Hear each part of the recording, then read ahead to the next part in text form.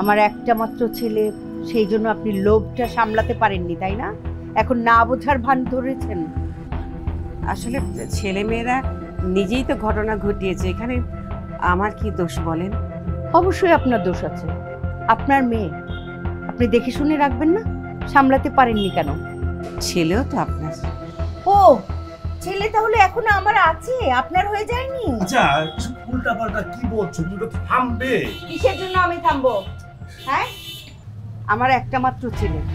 আমার ছেলেকে নিয়ে আমার অনেক স্বপ্ন ছিল, অনেক আশা ভরসা ছিল, সবকিছু ধূলিসাৎ হয়ে গেছে।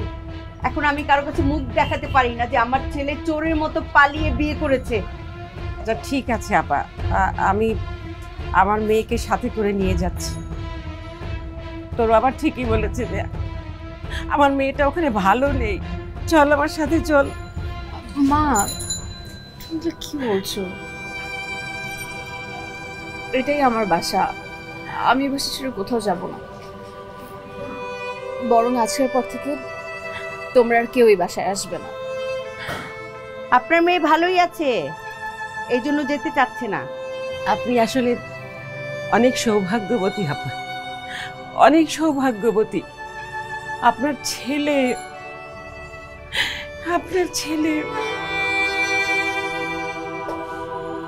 আচ্ছা, তুমি এটা কি করলে? এটা তো ব্যবহার হলো। এটা তো রাস্তার কুকুরের সাথে ব্যবহার করো না। তুমি না বাড়িতে এই খারাপ ব্যবহার করতে করতে এখন নতুন আত্ম কোনো কিছু না, সবার সাথে। চুপ থাকো। আমার পারমিশন নিয়ে এসেছেন উনি? কয়েকদিন ধরে খেয়াল করছি আপনি ঠিক মতো একদম খাওয়া দাওয়া করছেন, আপনার শরীর খুব খারাপ হয়ে যাবে, দুধটা একটু খেয়ে নিন না। বিষ মিশিয়ে এনেছো না? খাবো? কে মরে যাব? ওরে বাবা, আমি মরে গেলে শান্তি পাবে?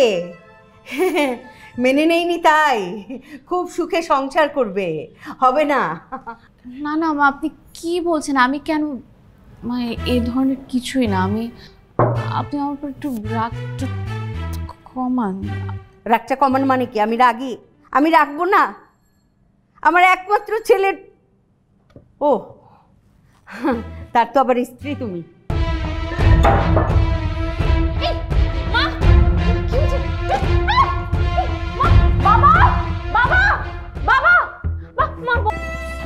সুমি,